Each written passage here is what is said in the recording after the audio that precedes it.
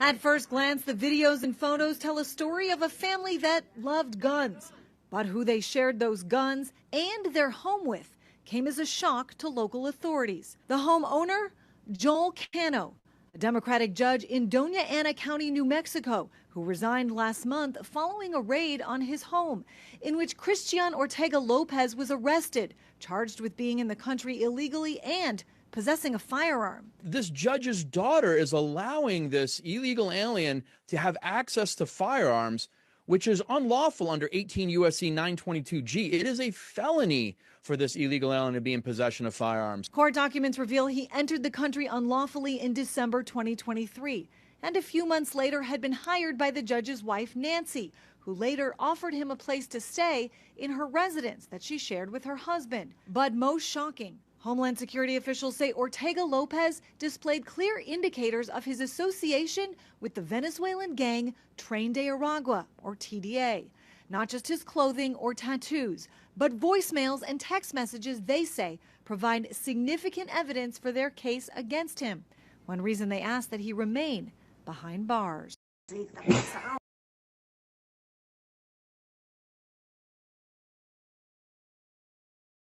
Everybody rolling up. Thanks so much. We have got to talk about this ridiculous judge in New Mexico who has been harboring a Tren de Aragua terrorist. This is who the Democrats are. This is who they are. Make no mistake about it. This is the part of history where they basically, it's the show your ass theory. They are telling us exactly who they are over and over and over again. They are ultra far left. They are America last. They are American worker last. They hate you. And they will do everything in their power to advance the globalist agenda. This is just nuts. You've got to see this. Thanks, everybody, for being here. Really appreciate you rolling up and supporting the show. Lynn Sanger in the house. Thanks so much. If you're here, please smash that like button, subscribe, comment, and if you like the content, please share it with everybody that you know. So we're going to dive into this judge, Cano, in New Mexico, who was caught harboring a Tren de Aragua illegal in his home. So we're going to dive into these videos. And just to give you an idea, this is not an isolated incident. We're going to go check out, once again, the governor of New Jersey, who talked about this exact same thing. So without further ado, again, like, subscribe, comment. Here we go.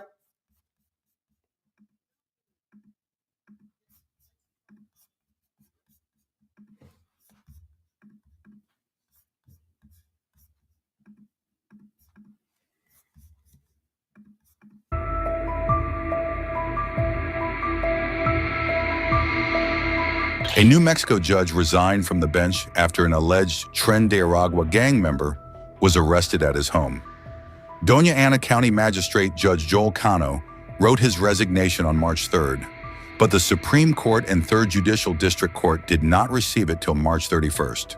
A spokesman for the Administrative Office of the Courts, AOC, told Fox News Digital. Homeland Security Investigations Las Cruces began looking into Venezuelan native Christian Ortega Lopez in January. Lopez is an illegal alien from Venezuela and a suspected member of a criminal gang who was residing with other illegal aliens and in possession of firearms, court documents suggest. 2 search warrants were executed at a home investigators on February 28th, identified as owned by Cano's wife, Nancy Cano. Ortega Lopez and his roommates were taken into custody, and agents seized 4 firearms from April Cano's residence. April Cano is the daughter of Nancy and Joel, court documents state. Ortega Lopez was found by investigators posing with weapons in social media posts, some of which he said were owned by April Cano, who allowed him to hold and sometimes shoot various firearms. Ortega Lopez admitted to illegally entering the U.S. from Mexico in December 2023, according to court documents. He reportedly told investigators he was living in an El Paso apartment with 5 others when he met Nancy Cano. To install a glass door for her, he continued to do a few jobs for Nancy Cano, and after being evicted from the apartment in April 2024, Nancy Cano offered her casita in the back of the residence she shared with her husband, Joel Cano. Court documents state. So a sitting judge, a sitting magistrate judge in New Mexico, and his wife knowingly take in an illegal alien. Knowingly take in an illegal alien that is associated with Tren de Aragua and all of the violence that they have done around the country. Let that sink in. This is not an oops. They weren't bringing in some U.S. Army veteran. Did they do that? Did they bring in a U.S. Army veteran to live in their home? No, they didn't. They brought in a known criminal, illegal alien, and then let this person have firearms, which is a second violation of the law. This is who these people are. They care nothing of the law as long as they are advancing their ultra-left, socialist, progressive, anti-American, globalist agenda. The suspect made his first appearance in a Las Cruces court on March 3rd.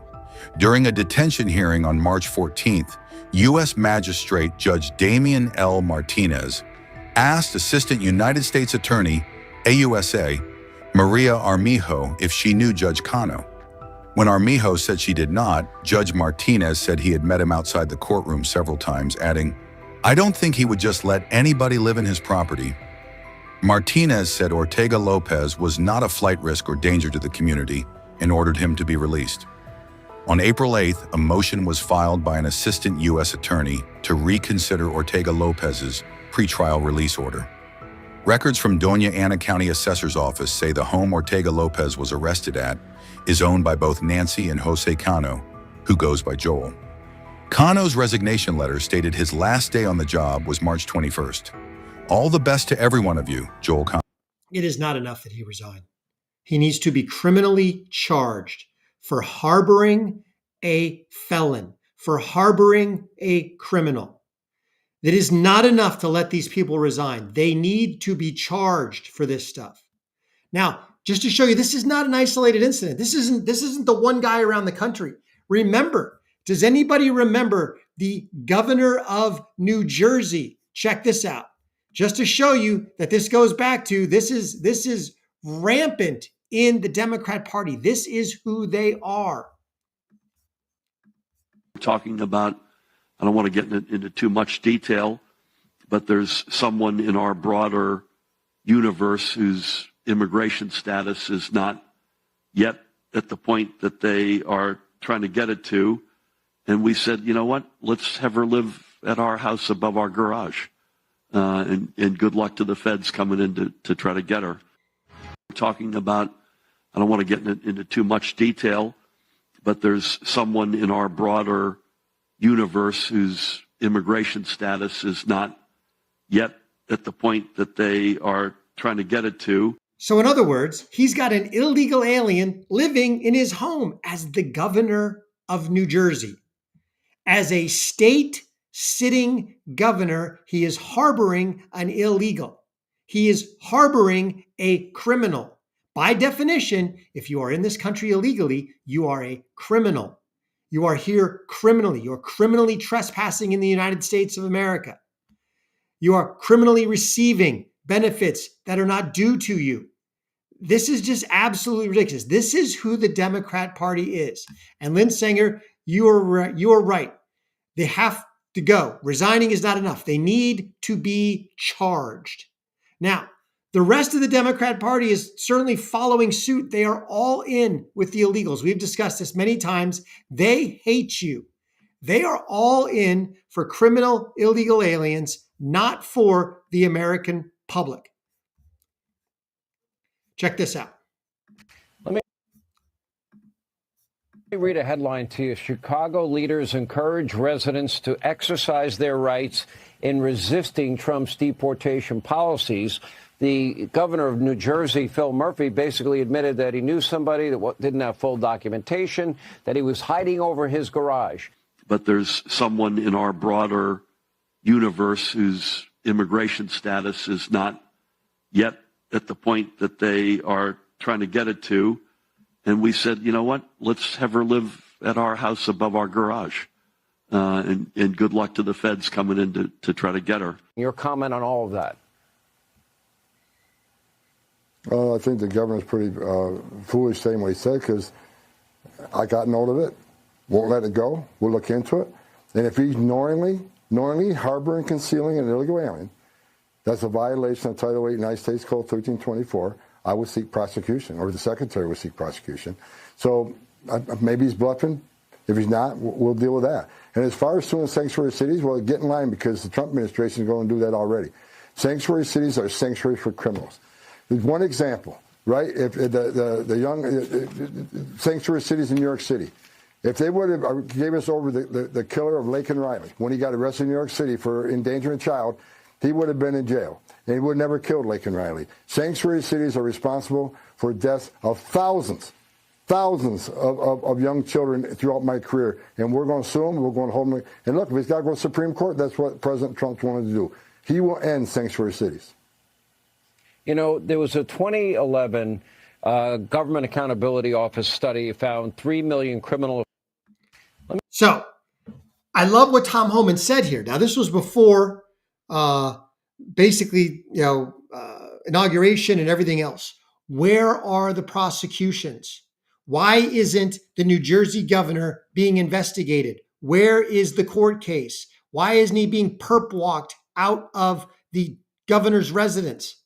Because if he harbored an illegal alien, he needs to get charged.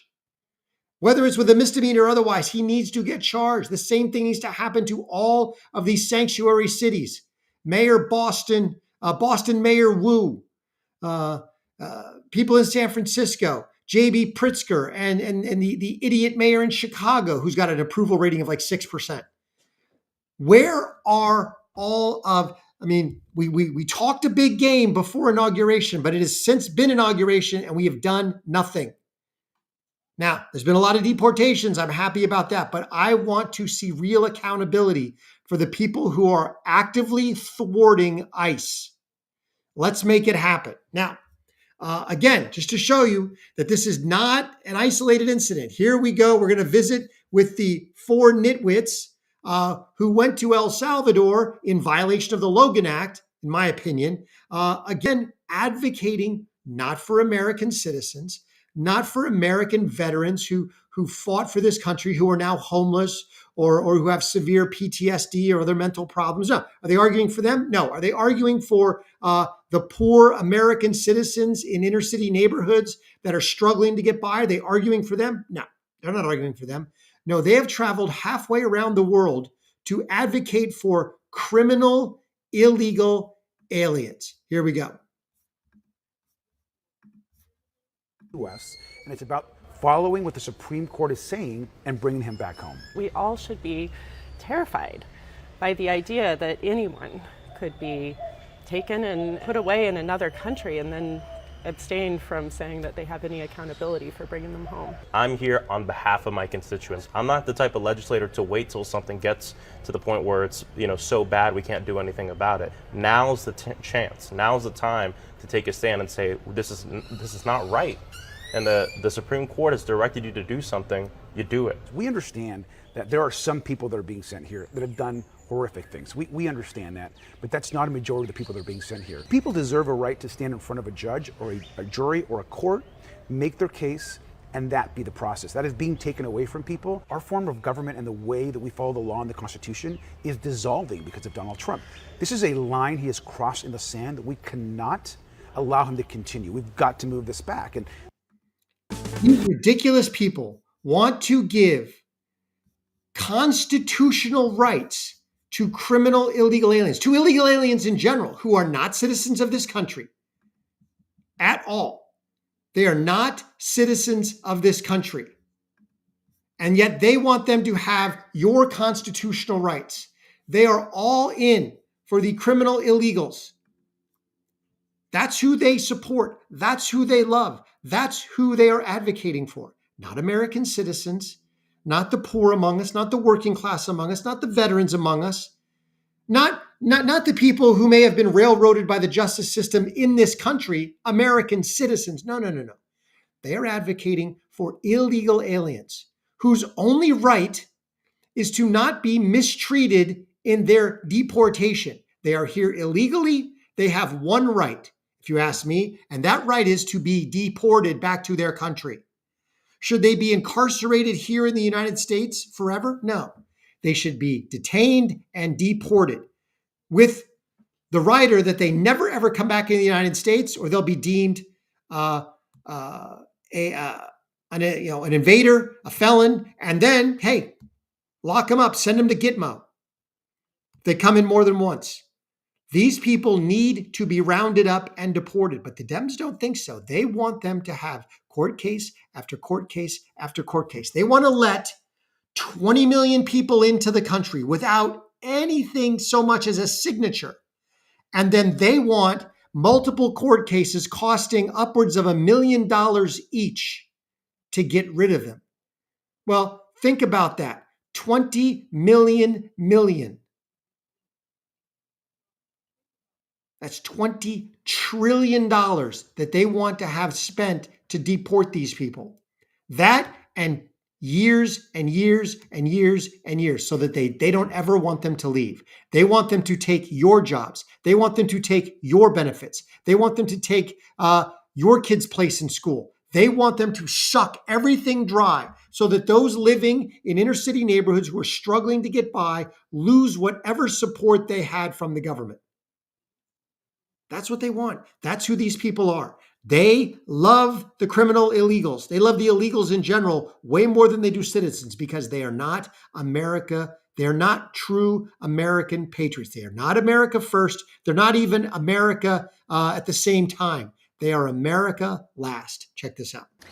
Here's Senator Van Hollen. He was on Fox News Sunday yesterday, and Shannon Bream asked him, did you ask him to defend himself from, two judges, and really three suggested that he was part of a gang in the first two, and that he needed to be avoiding another gang perhaps by the third judge. And here's what he said, Senator. Watch. I did not ask him directly because he's answered that question repeatedly, as his lawyers have. My purpose in going there was to, number one, see if he was alive, see if he was healthy, take his story. I want to be very clear. I'm not vouching for the man. I'm vouching for the man's rights.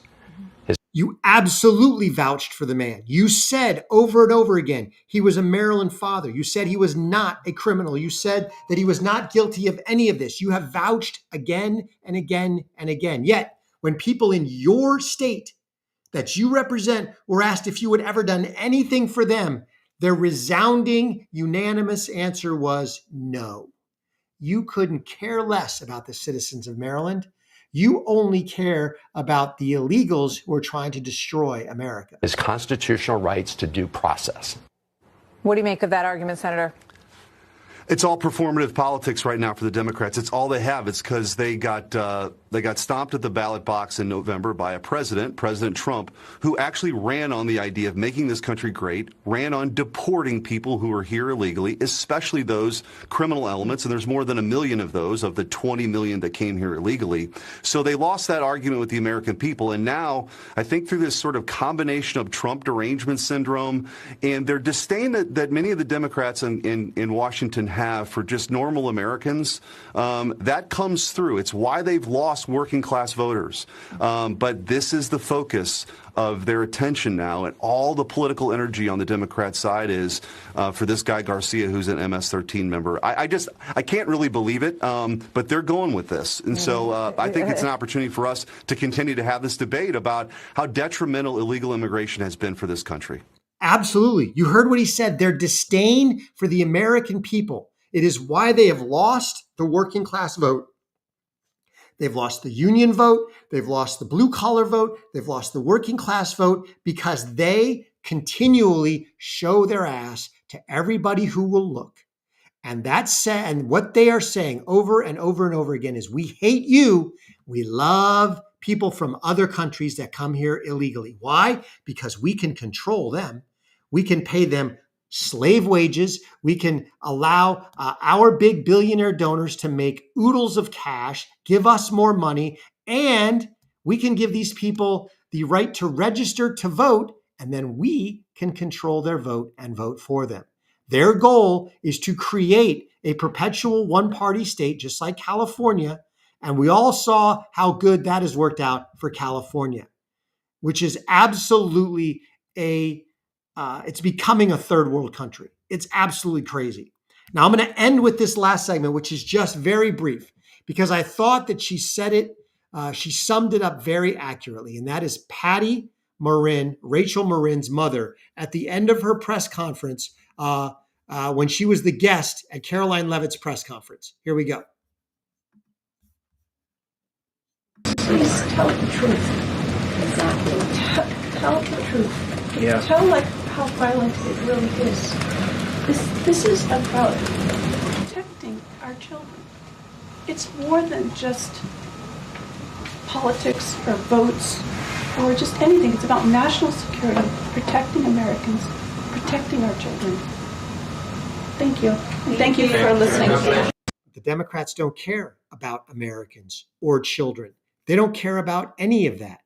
They care about winning. They care about power. That's the only thing they care about. And she's absolutely right. Tell the truth. Tell the truth about Kilmar Abrego Garcia. He has had plenty of due process. He has had 2 adjudicated hearings which issued deportation orders. Over and over again that he has been before a judge, they have said deport him. He is clearly, by every measure, a member of MS-13. He's got the tattoos. He was arrested with 2 other MS-13 members. He was arrested with rolls of cash and drugs on his person. He has been given his wife has been given 2 protective orders for severe domestic violence. His membership with MS-13 was confirmed by El Salvadorian intelligence, who wouldn't lie to us because they don't want him back. That was also confirmed by U.S. intelligence. Yes, he is a member of MS-13. Tell the truth. And also tell the truth how violent these people are. The thousands of women and children who have been victimized by criminal illegal aliens in this country. The 250,000 deaths a year to fentanyl that has been trafficked by these criminal illegal aliens. The 500,000 missing children who have been trafficked into slavery or into sex trafficking by these criminal illegal aliens.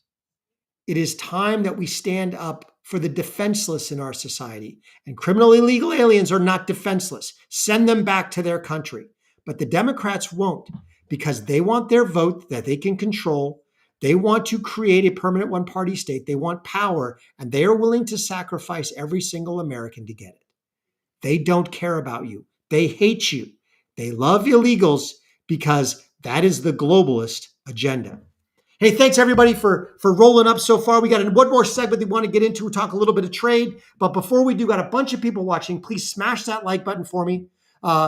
Like, subscribe, comment. And if you like this comment, please share it with everybody that you know. Help us grow the channel. Help us get back to where we were with Courageous Media before we got demonetized. But let's get back there. We really appreciate everybody's help. Thank you so much for all your support. You can also support us on Patreon, or now that we are monetized, feel free to join us as a member on YouTube. We can take supers, buy us a cup of coffee, all of that. We really appreciate it. Thank you very much. Now, Lynn Sanger, thank you much for being here. Midway Farms, thanks so much for being here. You guys are awesome. Now let's check this out. JD Vance had a very, from all intents and purposes, an excellent visit in India. And this smacks of exactly what President Trump has been doing with his tariff policy and with the attempt to isolate China from the rest of the world, or at least from other major trading partners, by essentially walling them off and boxing them off. And Trump is getting it done with the help of his staff, with the help of the U.S. Trade Representative, Lutnick, Besant, and others. And in this particular case, it was J.D. Vance and his wife traveling to visit Modi, after Modi had been one of the first people to come visit Trump in the Oval Office. But check this out.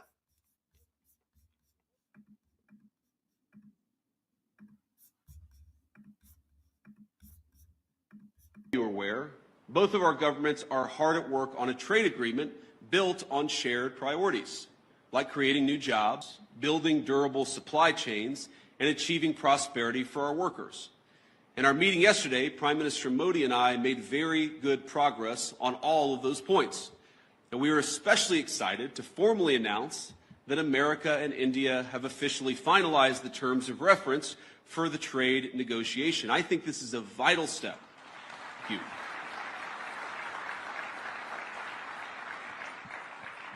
I believe this is a vital step toward realizing President Trump's and Prime Minister Modi's vision, because it sets a roadmap toward a final deal between our nations. You're aware, both of our governments are hard at work on a trade agreement built on shared priorities, like creating new jobs, building durable. That is very important. I wanted you to hear that. The fact that they have now they've gotten to the point of having essentially a reference document.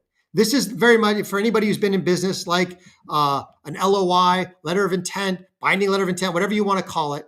And what it does is it sets forth the parameters to begin negotiations for a trade deal, but essentially boxes everybody in so that we're not beginning from nothing. We're beginning from a set of shared agreement. Yes, these are the guardrails. This is where we need to negotiate within. So it drastically reduces the time to reach actual final agreements, and it streamlines everything. So hopefully, and why this is so important is because India could absolutely become the next China in the relationship that we had with China, where China was making a lot of the low-priced materials. India could fill that gap, but could do so without all of the other issues that China brings. India is not our greatest adversary. China is. India is not necessarily spying on the US and trying to compete with us militarily. China is. India is not trying to invade its nearest neighbor like China is with Taiwan. You've got all those issues. India is much friendlier to the United States. Plus, we, as you would listen to Kevin O'Leary, we can litigate in Indian courts. We can prevent the theft of IP. There's all those beneficial aspects to an Indian partnership. They are much more closely aligned with America than China ever has been. China was basically an outsourced manufacturing source, but we had very little other relationship with China on the world stage. We were adversaries everywhere else. With India, we can change that. And I think this is huge because this puts a huge layer of added pressure on China, because now China is not the only cheap manufacturing game in town. If that's really what the U.S. wants, if that's what the U.S. consumer market wants, is cheap manufacturing, India can fit the bill. Their wages are only slightly higher than China's would be. Now, as much as I dislike all of that, I want, if we're paying our workers here a decent wage, then we can't be outsourcing manufacturing to any country that's paying slave wages. So I want that all to go away. But given that, if I had the choice of, outsourcing very cheap manufacturing to China or India, I'll take India any day of the week. And this puts pressure because China is no longer the only game in town. This is fantastic stuff. Now, also listen to Kevin O'Leary as he talks about what's going on with the trade deals. We're getting closer with a lot of this stuff. That's why you see the market up big today, because partially with this India announcement by J.D. Vance, some of the other things, the market will stabilize as soon as we get one or two of these trade deals done. And I love what Kevin O'Leary said. Focus on one and get it done and let the others fall like dominoes. But that first one will absolutely stabilize the market because it will verify the model. Check this out.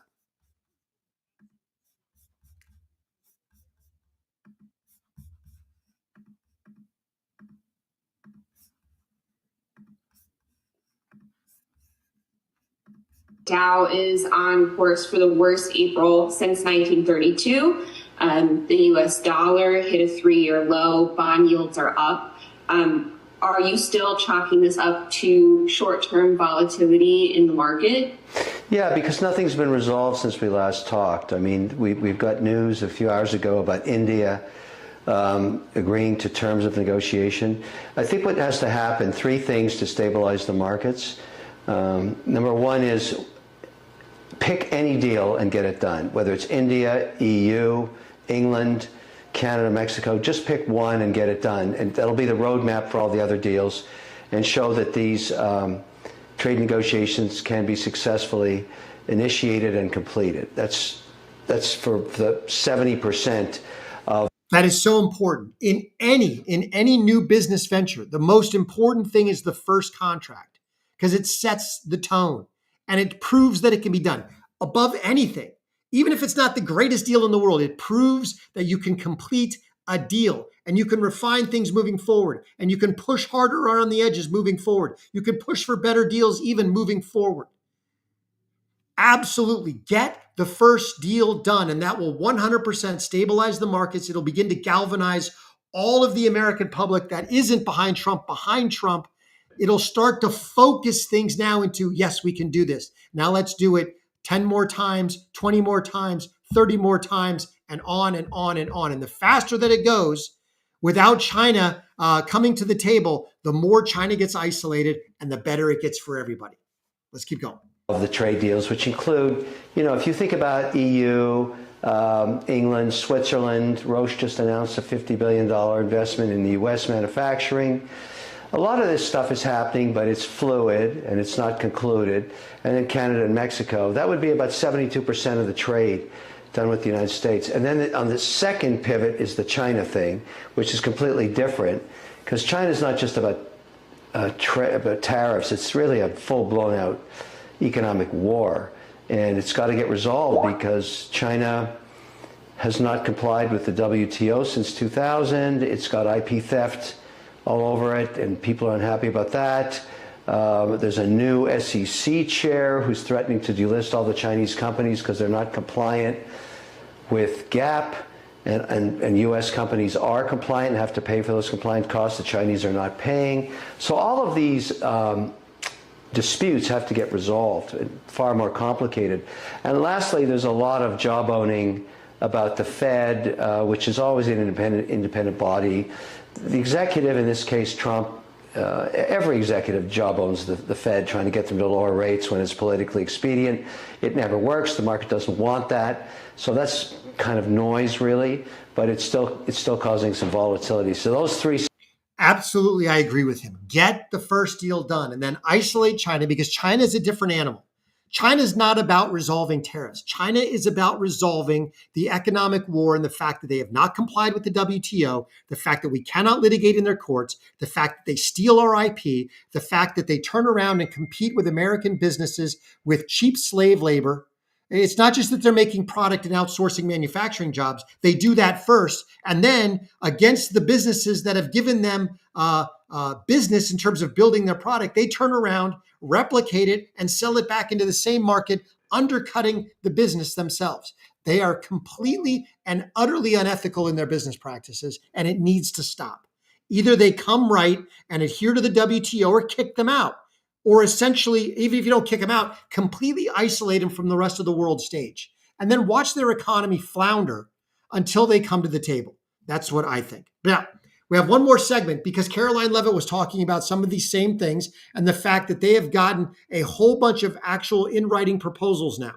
So let's check this out, because I believe this is moving in a direction where they will get the first deal done, and then you will get a rapid domino effect of probably 5 to 15 follow-on deals.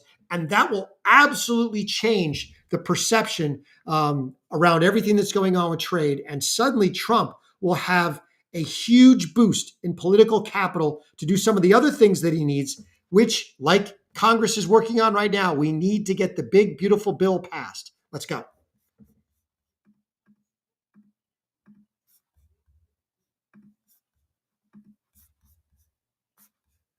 Spoke to our entire trade team this morning. There is a lot of progress being made. We now have 18 proposals on paper that have been brought to the trade team. Again, these are proposals on paper that countries have proposed to the Trump administration and to our government. You have Secretary Bessent, Secretary Lutnick, Ambassador Greer, NEC Director Hassett, and Peter Navarro, the entire trade team, meeting with 34 countries this week alone. We are moving at Trump speed to ensure these deals are made on behalf of the American worker and the American people. And just yesterday, it seemed to get a little bit lost in the news, and I think it's a disservice to the American public that it did. The Vice President announced terms of reference for a trade deal with India. That is a big deal. We know when we look at the numbers, the monetary trade barriers and the non-monetary trade barriers from India, they have been ripping off the United States and American workers for a very long time. So the fact that the Vice President with Prime Minister Modi on that trip in India announced these terms of reference, which is essentially a framework to move the ball forward to sign a good trade deal between our two nations, is great progress, and it speaks to the work ethic and the real labor that's being put into this effort by the president's trade team. I love what the president is doing. I love that Trump is absolutely taking on the world and saying, no, we will not be everybody's patsy anymore. We are the greatest consumer nation on the planet. We have 39% of all global consumption. He who owns the gold makes the rules. If everybody remembers Aladdin, the movie, he who has the gold makes the rules. And as the greatest consumer market on the planet, we have the gold that all those manufacturing nations need. And so we need to absolutely dictate what happens. That means there needs to be free trade back and forth. So zero tariffs, zero economic barriers on both sides, with the exception that there is a price to access our market. It's one of two things. It's either 10%, that's the seller's fee. You pay a 10% tariff in order to access our markets, or you bypass that by making your product in the United States. Hence, Apple bringing manufacturing back, Taiwan Semiconductor building a multi-billion dollar plant and more in Arizona. Roche just announced $50 billion. SoftBank announcing $100+ billion investments. All of these investments to drive manufacturing in the United States of America. And then our spearheading AI to allow that manufacturing, even though we don't have cheap slave wages here, allowing that manufacturing to be highly productive and highly profitable at overall costs that mimic some of these less developed economies without simply paying people cheap, ridiculous, $5, $10 a day wages. So it allows us to then dictate overall global trade with productivity, with cost effectiveness, but driving high dollar jobs here in America and allowing us to see significant wage growth in America, which means that our consumer position in the world would even grow more beyond that, because the higher wages get in America, as our population grows and those wages keep going up, we will continue to grab consumer market share. It won't go down, certainly. It may stay the same, but it will certainly not fall off a cliff. And that's what we want, because it'll maintain our global leadership as the world economy. And that will allow us to then start paying off debt. These trade deficits will go away to the tune of $1 trillion a year. So within, with the economy humming, we can expect another GOP president for the next 8 years. And we can expect, with DOGE doing what they're doing, with the big, beautiful bill, the supply side stimulus driving economic activity, along with deregulation, and then the leveling of trade barriers around the world, and the collection of sellers' fees and or repatriation of manufacturing, we will see a booming U.S. economy that we can begin to pay off our national debt to the tune of $1 trillion a year or more, which will allow us to then, if we could, over the next 8 years, between the gold card, between everything else that's going on, if we can pay off half of that debt and refinance the rest at lower interest rates, the American economy will get rid of the giant boat anchor that interest payment is. It'd be absolutely fantastic. Talk about flying. Talk about an upward spiral. Up and to the right. That's what we need. Hey, thanks so much for being here. Really appreciate everybody rolling up. Lynn, thanks for being here. Midway Farms, really appreciate everybody being here. Please smash that like button. Like, subscribe, comment, and most importantly, please share the Chris Highland Show with everybody that you know. Remember, God is good and He is sovereign. It'll all be good in the end. Until I catch you next time.